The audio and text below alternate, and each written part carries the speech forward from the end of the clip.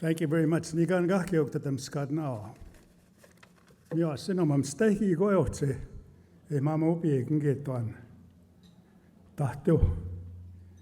Iktamahitsik. Inagate mai kiksnanaskumon.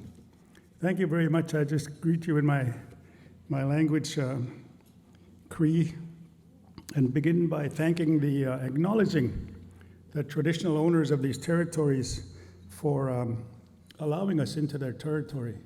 And I want to thank my friend Tim Richter for inviting me, and also Stephen for the kind words. Thank you very much. I was introduced recently at a conference of judges. It was an international judges conference, and Justice Sinclair, my colleague on the Truth and Reconciliation Commission, couldn't make it. So he said, "Why don't you go on my behalf?" So I said, "Okay." I did. And it reminded me of a situation I was in about 20-some years ago. We had a reunion at the University of New Mexico Law School. And we're all sitting in a circle, and everybody was to introduce themselves, going around a circle. First guy says, "I'm so-and-so, class of 73, and I'm a judge, New Mexico State Court." A couple more down the road, guy introduces himself. "I'm so-and-so, class of 85, and I'm Arizona State Court Judge." Uh-oh. Go next person. "I'm so-and-so, class of 85, I'm Montana Tribal Court Justice." Next guy says, "Navajo Nation Tribal Court, class of 90. They're getting closer to me, and I thought, uh-oh. Everybody seems to be a judge here. So I said, "Well, I'm really honored to be here. My name is Willie Littlechild. I'm class of 72, and I'm a rodeo judge."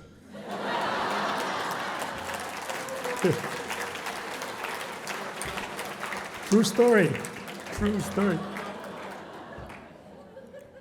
I thought I might talk a little bit about O Canada today with you. I was a member of Parliament, as you heard one time, and we were having an internal debate one time about changing the national anthem. And it was a debate, some people were proposing that there should be new wording to the national anthem. So I thought, yeah, I think we should. You know that line where they sing "Our Home and Native Land"? I said, I think we should change that to "Our Homes on Native Land." But they didn't they didn't think it was funny. So I want to share quickly with you the story about my current work. I think perhaps, if not all of you, most of you know that the residential school history and the policy to establish those residential schools was a stated public policy to kill the Indian in the child. To kill the Indian in the child. The Prime Minister, you heard in his apology to the residential school students, the survivors, said that. He acknowledged that in his speech. So how do you do that? Well, you take the children away from their parents. Take the children away from their parents and punish them for many different reasons. It's also been written that the purpose was to civilize and Christianize the Indian people.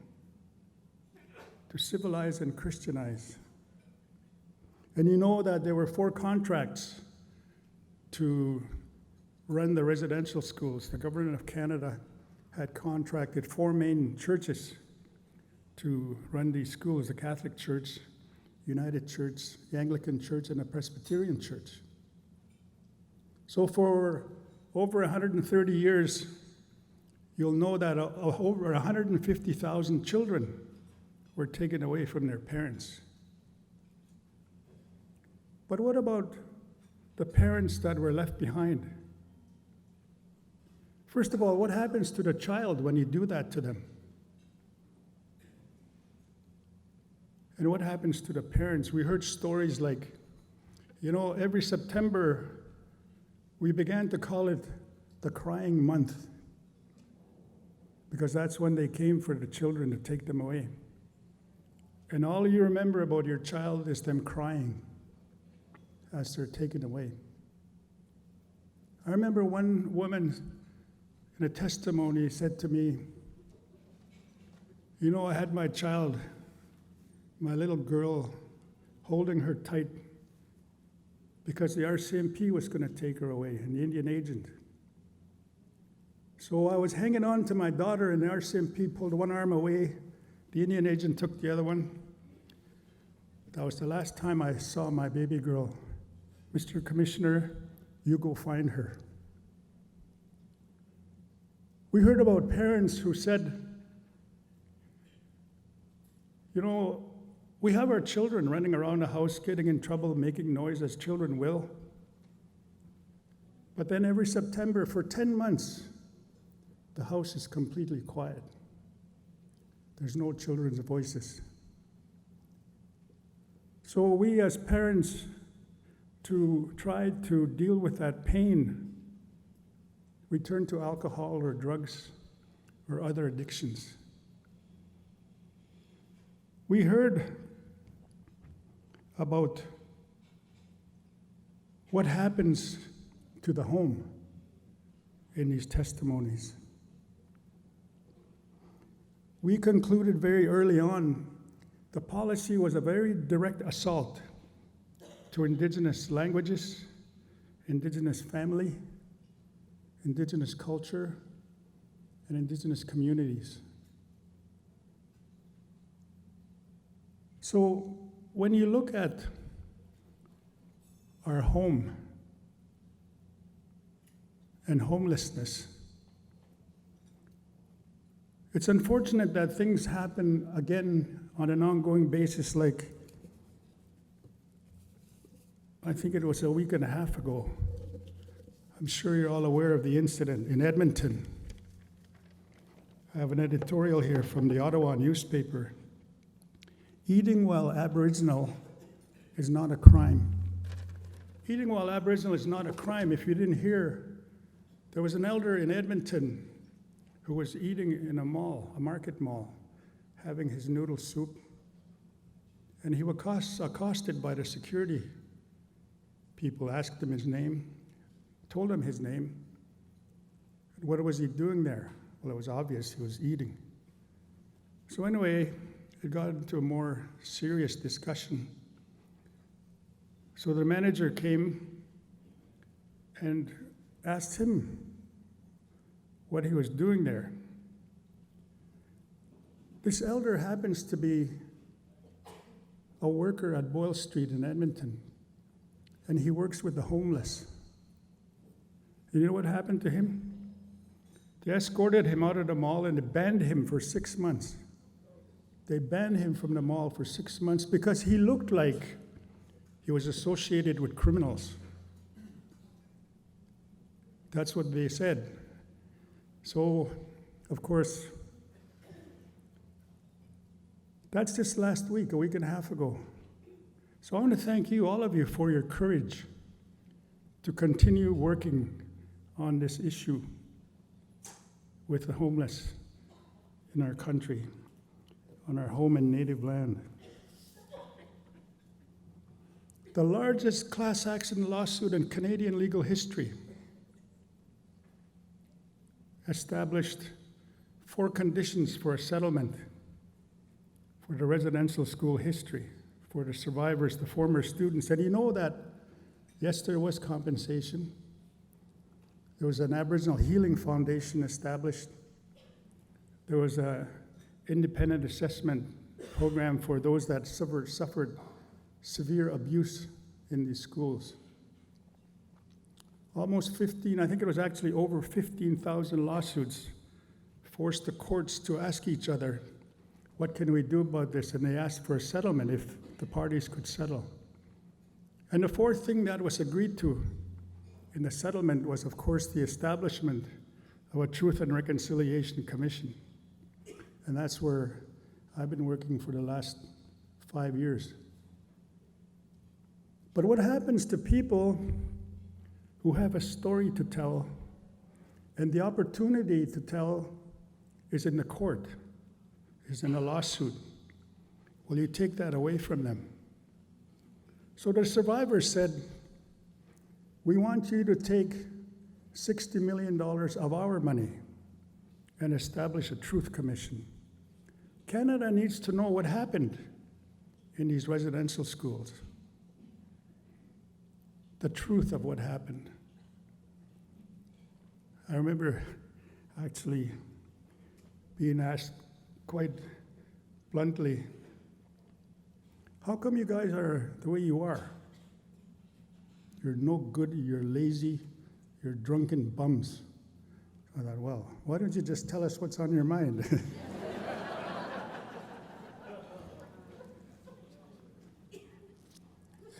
So we've had these truth-seeking public and private meetings where we've heard from over 7,000 people. And it's important to remind us about that question, how come you are the way you are? Because in these testimonies, I began to hear answers to that question.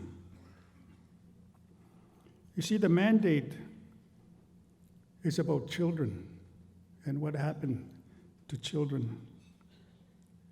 So we've been to over 300 communities. It's like that, getting really fast on my words.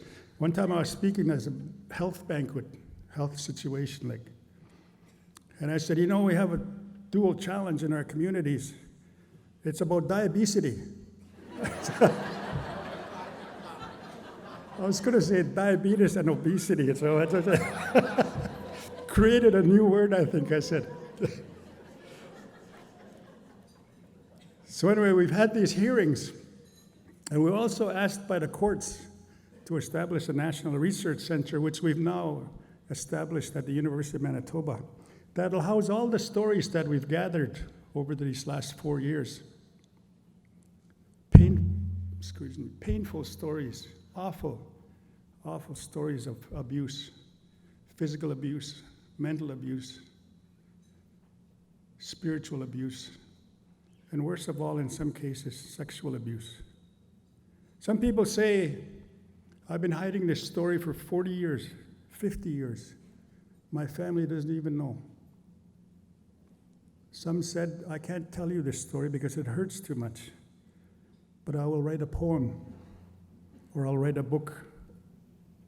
I'll do a song, a video, an audio tape, or I'll do a blanket. I'll do a painting, and in that painting, in that blanket, you'll see my story. So we've collected these stories about the truth of what happened in a residential school, and now will be housed in University of Manitoba. Soon in our hearings, we started hearing about children that died in residential school. It wasn't a part of our mandate, but we decided that we should study this issue about the children that never came home. About 3 weeks ago, in my community, we moved 27 graves on a Saturday, almost 3 weeks ago. To development, a graveyard had to be moved, but these children, or these graves, and the bodies, skeletons that we had to move, many of them had gone to residential school in Red Deer. And I remember the elders, when they started the ceremony a couple of years ago, they said there was one grave with 3 little skeletons, one on top of the other. So at that ceremony, I said to myself, I want to carry a 6-year-old. I don't know if you've ever been to Berlin. I'm sure some of you have. And in Berlin, there's a memorial to the Holocaust. And when you look at it from the sidewalk, it looks like it's different sizes, and it represents different sizes of coffins. Well, that's what the gymnasium looked like 3 weeks ago in my community. Different sizes of coffins. Residential school survivors. So when we looked at those children that never came home, those that froze to death running away from school, those that drowned trying to swim across the river running away from school, some families didn't know where those children were buried. So when we embarked on that project, as I say, it wasn't a part of our mandate. We identified over 4,000 students by name, where they're buried, so that families can put closure to that. So families could sing the traveling song so they can have a feast. Now it's over 5,000 children that never came home. And the work continues. We were asked to hold 7 national events across the country to try and teach the Canadian public about the history of residential schools. So we had national events. The last one just concluded in March in Alberta. But when we took on this work as commissioners, we thought this is a sacred task, and that we should honor the work in that way by having a theme for each national event based on one of the 7 sacred teachings. So the first one, of course, was about respect. Respect. That was Manitoba. Then we went north about courage, and east. When we went to the Maritimes, I thought this was going to be tough because that teaching was about love. And we heard many, many stories about not knowing what love is when you were in residential school because you never, ever experienced it. The second part of our mandate, you all know, is about reconciliation. What do we do now about the truth? How do we take those stories and inform what reconciliation looks like going forward? Because we say that reconciliation is about restoring respectful relationships. And I've told many times my story about our neighbor community down the road from where I live, about, in the old days, 10 miles. It's called Wetaskiwin. It's a misnomer because it's a Cree word, Wetaskiwin. And Wetaskiwin is about having good relations. How do we have a better Canada as a result of these stories? So that's the journey we're now going down the road together. So what did I hear about? Why is it we are the way you are? I heard about loss of identity. People saying, you know, the first thing they did to me in school was they would cut my braids or cut my hair. And for us, I think you all know, long hair and braids is a very spiritual, sacred tradition. So to have your hair cut, to have your name removed from you and given a number instead. So for 11 years, my name was number 65. 65, pick up that pencil, you stupid. Why did you do that, you dummy? 65, come here. It was never, Willie, come here. Or Willie, why don't you pick up that pencil? It was 65. So the loss of identity was a very serious challenge and an assault, really, to little people, Don't forget, are 6 and 7 years old. I heard about clothing being taken away, traditional clothing, and you never see them again. And later on, as adults, people said to us, I don't know where I belong. I don't know where I belong. I went into that school knowing Cree, and I came out of that school knowing English. So they'd lost their language. I heard about pins being stuck on tongues, little people's tongues, because they were speaking their language, being punished every time they spoke their language. Culture, the loss of culture. You know that in this territory here, the potlatch, a ceremony, was outlawed. It was banned just as our sundances were banned. So as a child growing up in that atmosphere, a loss of identity, a loss of culture, a loss of language, that's a very serious assault. The loss of parenting, we learned about. I didn't know how to be a parent when I came out of that school. Tim heard me tell this story before, where a mother appeared in front of me and she said,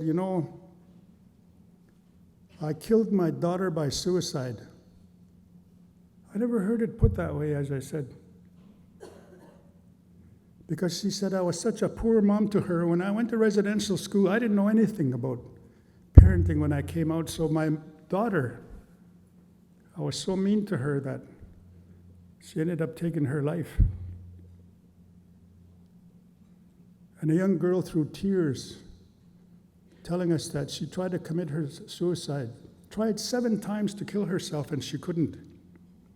One day, she went to a hotel conference like this, and she saw a sign, residential school conference, and she went and sat down, only to start hearing about her dad's story. You see, her dad had committed suicide, but he never told her what happened to him in residential school. Her mom also took her life. She went to residential school 7 months after her dad took his life. So she tried herself. She couldn't. Then she heard these stories about what happened in residential school, and then she said, now I understand, I think. So she went to the graveyard, knelt down beside her dad's headstone, and hugged it. Said to the headstone, Dad, I'm sorry. I didn't know what happened to you. Then she turned the next headstone to her mom's and did and said the same thing. But she said, as I got up, I pledged to myself, from now on, I will choose life. I will choose life. So we hear these stories about what happened to children. We heard earlier about the loss of self-esteem and what happens when you're constantly being told, like I was, that I was possessed by the devil because I was left-handed. And I heard this story all across the country. So at recess time, I'd had to stay in class and learn how to write right-handed because I'm left-handed. But to them, I was possessed by the devil. We had a woman say, I was called a devil's child. So when I left school, I tried to prove. I did everything to prove that I was a devil's child. So when someone says, why is it the way you are? I think those are the answers. At least some of them are the answers. And sadly, some, because of the pain, they don't tell that story yet, but they go to the city. They go to the cities hoping for a better place, hoping they'll find comfort in the cities. And many times, only to end up homeless. Last Saturday, I was at a banquet speaking to role models being honored, Aboriginal role models.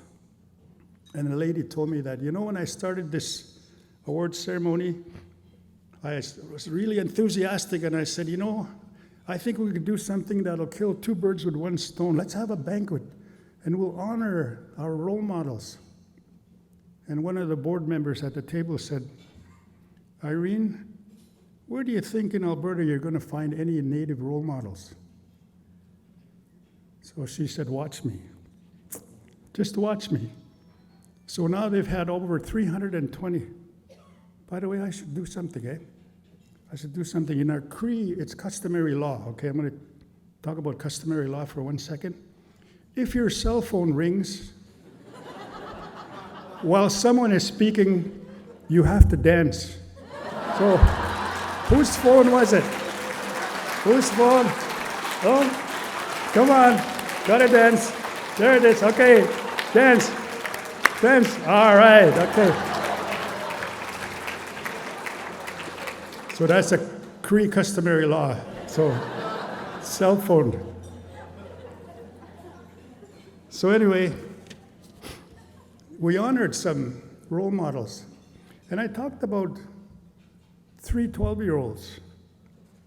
I talked about a 12-year-old boy who asked his dad, Dad, how come you always beat me up when you're drunk? And he said, I couldn't answer my son. So I thought, I'll go ask my dad, because he used to beat me up. So the both of them went to see the dad. And they asked Grandpa, he said to his dad, man, Dad, my son, your grandson just asked me a question. Why do I beat him up all the time when I'm drunk? Why did you beat me up when you were drunk? Couldn't answer, he said. But as it happens, Creator works in great ways. So the great-grandfather was still alive. So now the 3 of them went. And he asked great-grandpa, how come this was happening, intergenerational?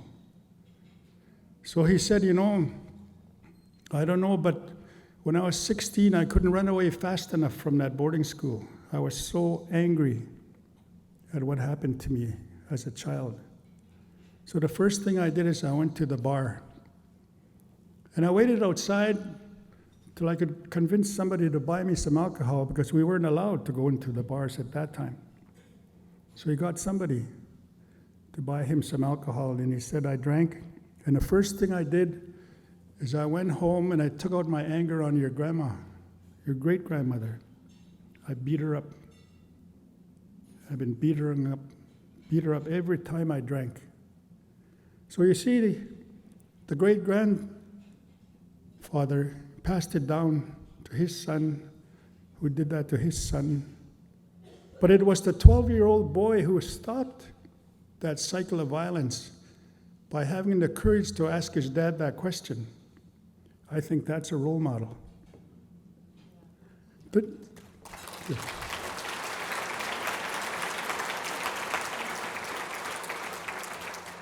Then I come here, not too far from here, I heard about another 12-year-old boy. See, he was adopted. He was fostered out, as they say, when he was 10 years old. And he said he remembered being told that the reason he was being put into foster care was because his mom and dad were drinking. So when he was 12, he said, I ran away from my foster parents, and I ran into the city, Vancouver, east side.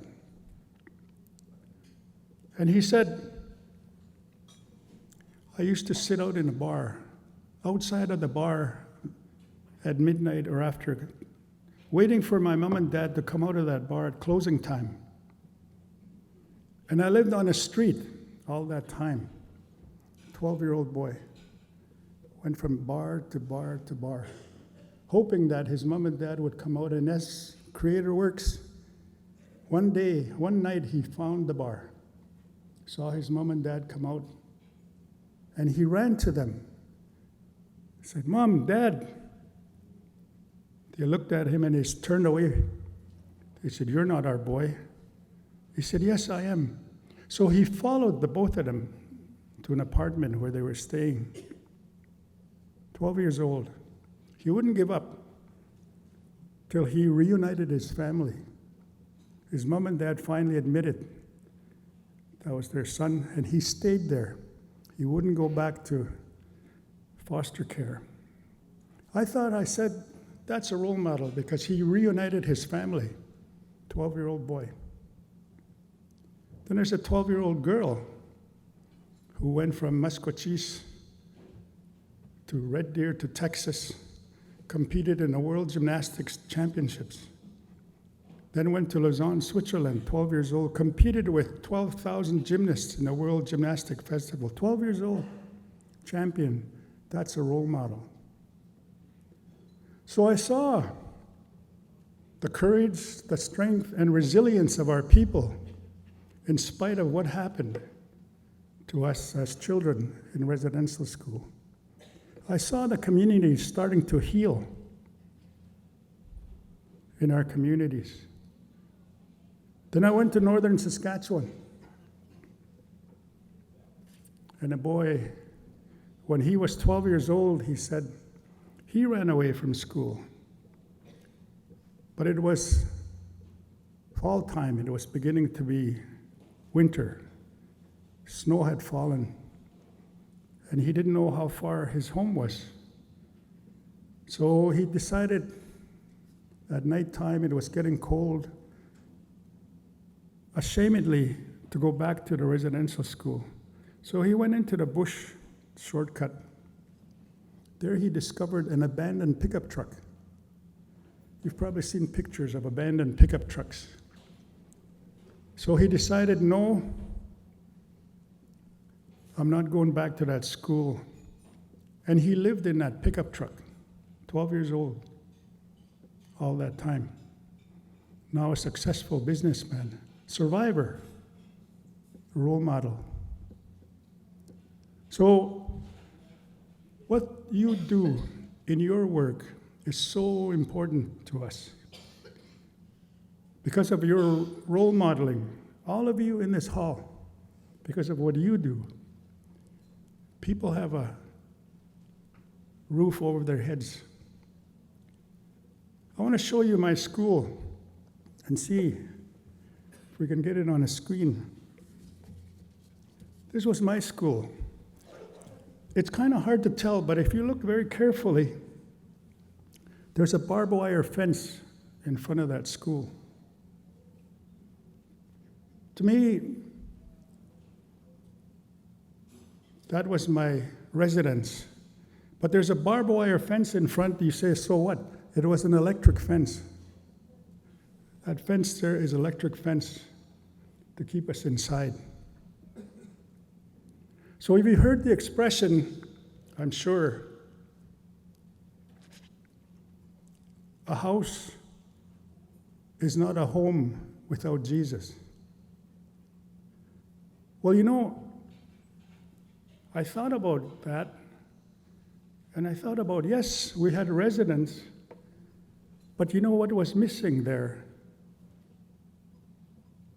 Was the love of parents, the love of family. That's not a home. We were homeless spiritually. We were homeless culturally. And we were homeless in every which way that you can think of. But more seriously, the most serious one, I think, is the lack of love. And we heard that in a video we just saw before I got up here. I met with the homeless people in Edmonton.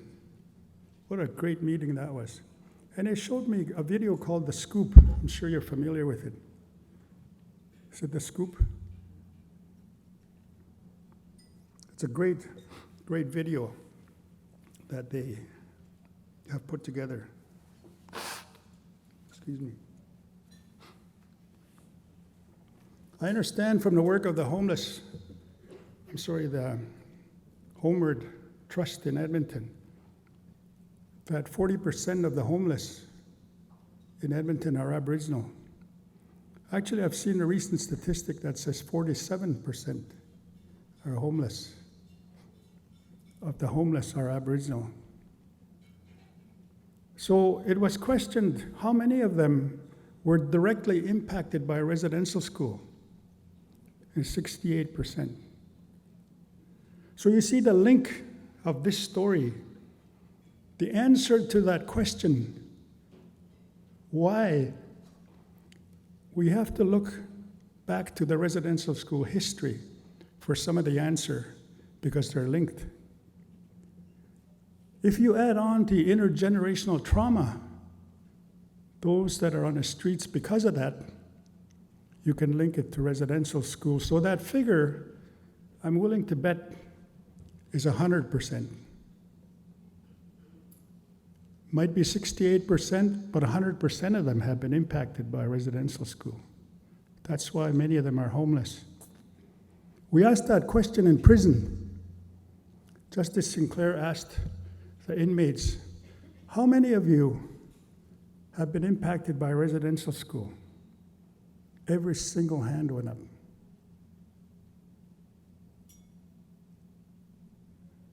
I wasn't going to tell you this story, but I think I will. One night I was home and my phone rang and a girl asked me if I could come to a wake. And I said, who died? She said, my sister. So in tradition, it's my way, because I was passed on to me by my mother, who got it passed down to her by my grandfather. When you're asked to do that, you must go and help the family. So I did. I went to the wake, and the coffin was a matchbox, because that's the only part of the body they found from the young woman was her little finger, her little finger in a matchbox. DNA identified to the Picton murders here. So they asked me, as I was going to go home, could you come to the service tomorrow?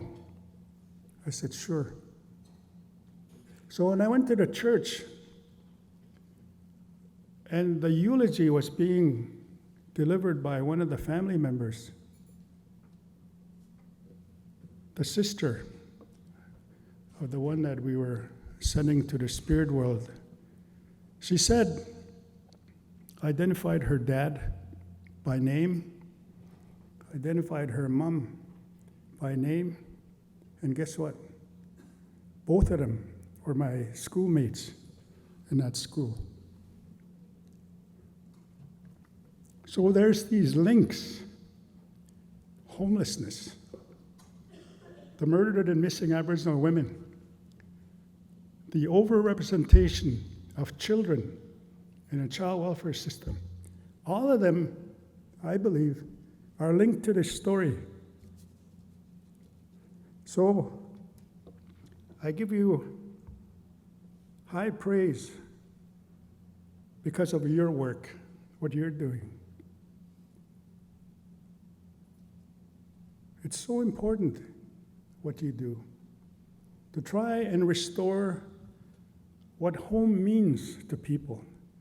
Not just a house or shelter, but what home means, what returning home means. So again, I applaud you and thank you for that work that you do. But you know, it was not all bad stories. We heard good stories too. And I'm going to close with a short video, I think, because this is about Canada. This is about Canada. And it's not an Aboriginal problem. It's a Canadian problem. And I think this video kind of captures it in a unique way, I think. Perhaps a biased way for me, but I'll show you anyway. So.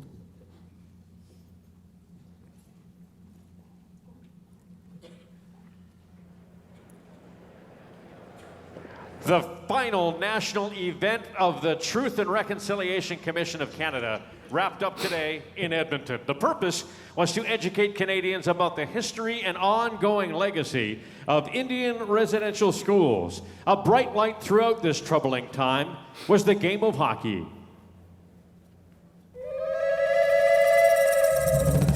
You can see across the country the positive stories when you look for them.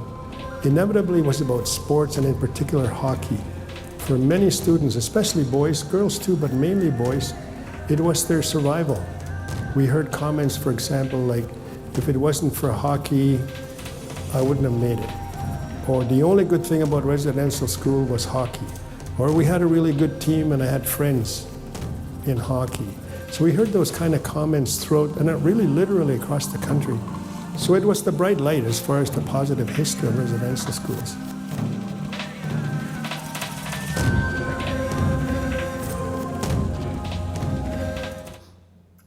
Here to help us celebrate the proud history of First Nations hockey, please join us in welcoming the Truth and Reconciliation Commissioner and former University of Alberta Golden Bears hockey player, Chief Wilton Littlechild.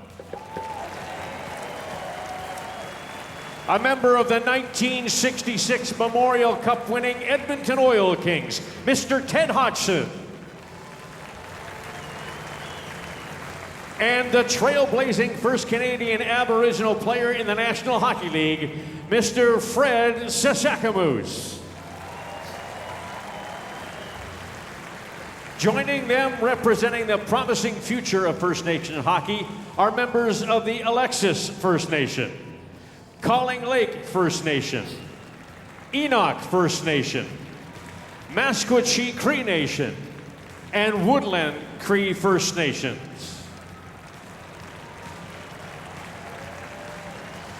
They will now be joined at center ice by Rangers alternate captain Brad Richards and Oilers alternate captain Matt Hendricks for tonight's ceremonial puck drop.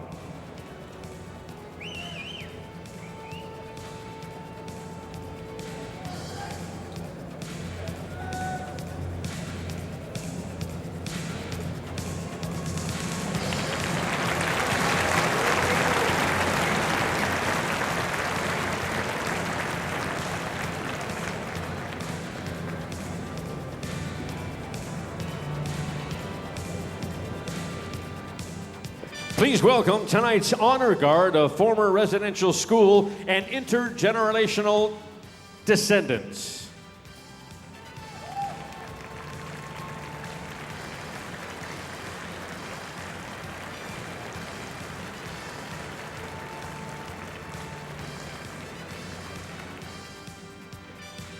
Fans, we would now ask you to rise and remove your hats and join Asini, our very special First Nations and Métis performers, in the singing of the national anthems.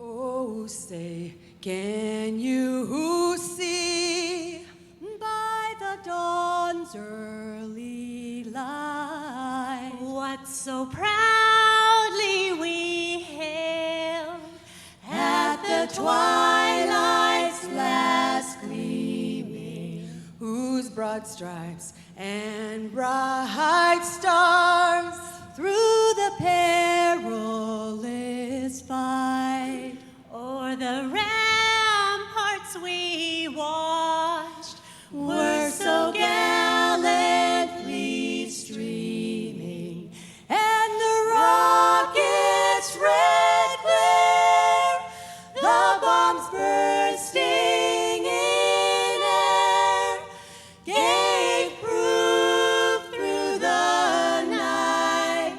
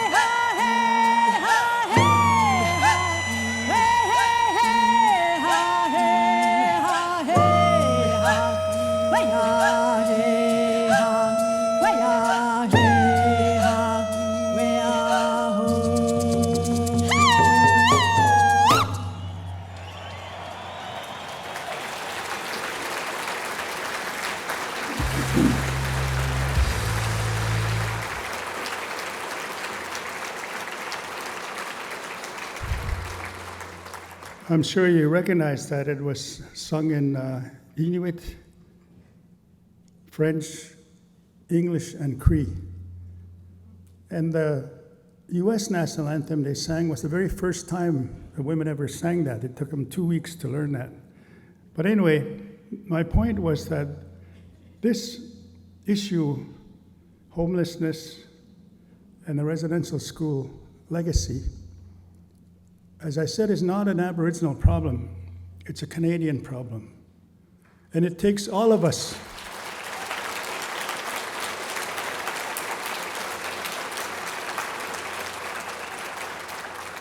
It's going to take all of us working together to continue that change that you have started. Again, thank you very much. Hi, hi,